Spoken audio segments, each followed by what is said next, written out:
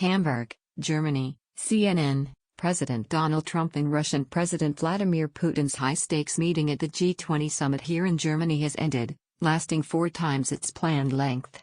Trump and Putin began the meeting at 4:09 p.m. Friday in Hamburg with light pleasantries, setting a more upbeat tone for talks full of prickly topics.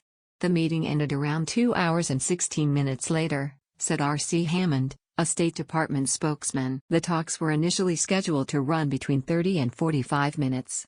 The meeting put Trump, a man who ran for president pledging to buck U.S. foreign relations conventions and put America first, face-to-face with those promises as people, including many Democrats, in the United States urged the president to stand up to Putin, assert American dominance and challenge the Russian leader on 2016 election meddling.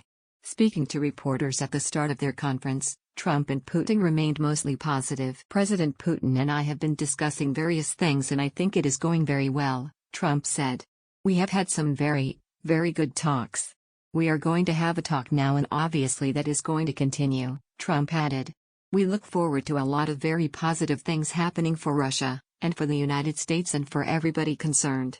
And it's an honor to be with you. At least during the public portion of the meeting, though, Trump declined to bring up election meddling and ignored reporters who asked him about the topic.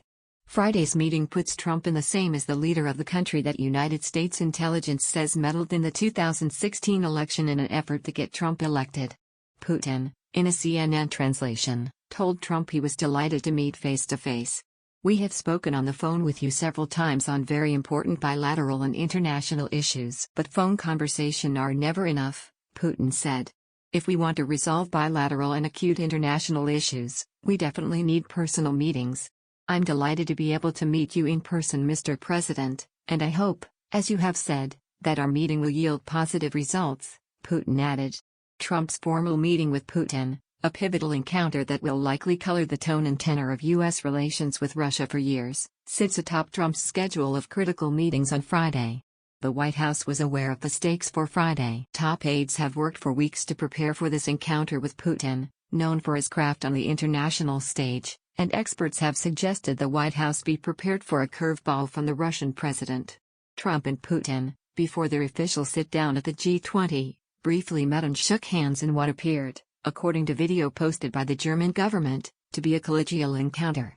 Trump approaches Putin in the video as the Russian president stands at a high table during an introductory reception at the G20. Trump extends his hand and a smiling Putin takes it. Trump pats the Russian president's arm with his left hand during the greeting. In another clip of video, the men stand side by side, smiling broadly. Trump then pats Putin on the back before the video cuts away. Trump took to Twitter from Germany to look forward to his Putin meeting. I look forward to all meetings today with world leaders, including my meeting with Vladimir Putin, Trump said. Much to discuss. Any Trump-Putin meeting, whether official or unofficial, would be tense as both have pestered each other in the lead-up to the G20.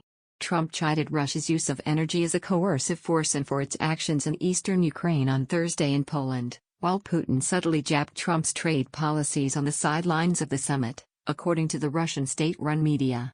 When discussing the situation in the global economy, the Russian side intends to focus on issues regarding ensuring positive dynamics of global trade, Putin said. We oppose the growing policy of protectionism in the world.